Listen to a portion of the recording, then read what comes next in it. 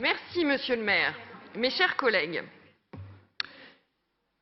dans notre société où prospère l'individualisme et où les desseins communs s'amenuisent, la force du lien social est un enjeu majeur. C'est un enjeu encore plus prégnant pour les plus âgés, car il est un facteur clé pour la santé, qu'elle soit physique ou psychique. Quand l'isolement renforce la maladie, le lien social ralentit au contraire les signes de l'âge.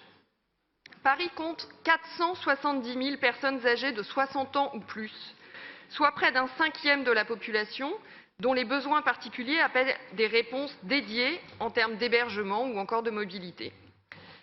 Par notre niche, nous avons souhaité mettre en lumière un des leviers du renforcement du lien social, la présence d'animaux auprès des personnes âgées dans les établissements d'hébergement pour personnes âgées dépendantes. Alors que de nombreux EHPAD en France accueillent des animaux, souvent les animaux à quatre pattes des résidents, la pratique n'est pas développée à Paris. Si c'est légalement possible, et d'ailleurs les résidences autonomie de la ville de Paris accueillent les résidents avec leurs animaux, des freins existent. Le manque de place est une des explications et pourtant la volonté, bien réelle, existe. Les bienfaits de la présence d'animaux auprès des personnes âgées sont connus et documentés. Elle apporte une compagnie stimulante, contribue à rompre l'isolement et par là même à prévenir les maladies psychiques et neurodégénératives. Et cela répond à des attentes très fortes. Selon une étude menée en 2016, 86% des Français interrogés déclaraient vouloir emmener avec eux leur animal à l'EHPAD ou à l'hôpital. Pour autant, la présence d'animaux dans un établissement d'hébergement n'a rien d'anodin, tant pour les résidents que pour les personnels et les animaux eux-mêmes, le bien-être animal étant un prérequis. Et je ne parle évidemment pas des conditions actuelles liées à la crise sanitaire qui rendent les choses bien évidemment encore plus difficiles. Notre proposition consiste à favoriser la présence d'animaux dans les EHPAD, selon différentes modalités successives et cumulatives. D'abord, notre délibération propose l'accueil dès cette année d'animaux dans un ou plusieurs établissements volontaires de la ville afin d'évaluer les besoins nécessaires à une telle présence.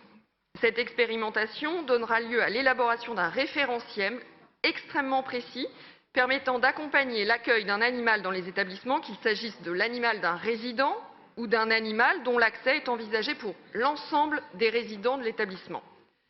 Ce référentiel, élaboré avec l'ensemble des parties prenantes, résidents, personnels, représentants des familles, corps médical, vétérinaire, doit tenir compte de toutes les dimensions qu'entraîne la présence animale au sein d'un établissement.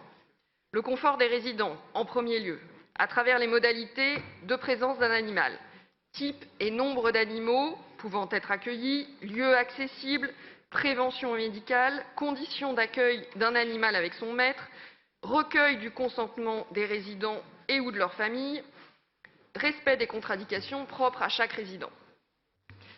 Le soutien au travail des soignants, et c'est une dimension sur laquelle je souhaite particulièrement insister, et par là même saluer l'engagement dont ils ont fait preuve tout au long de la crise sanitaire, et bien évidemment en dehors de la crise sanitaire.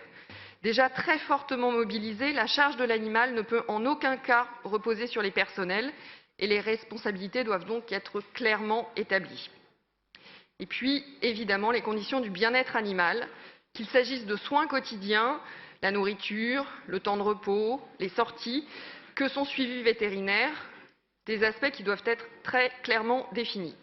Une fois testé et évalué, ce référentiel permettra d'accompagner l'ensemble des établissements d'hébergement volontaire, qu'ils soient publics ou privés, dans l'accueil d'animaux.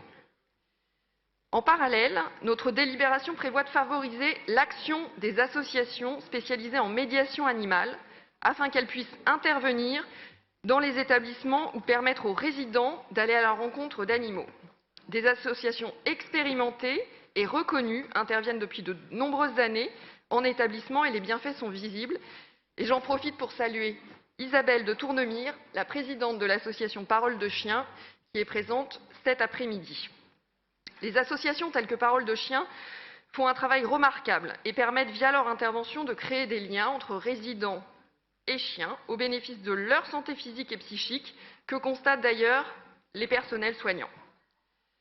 Avant de conclure, et je voudrais être très claire là-dessus, cette délibération a pour objectif de renforcer le lien entre nos aînés et les animaux avec la volonté de contribuer par ce levier au lien social.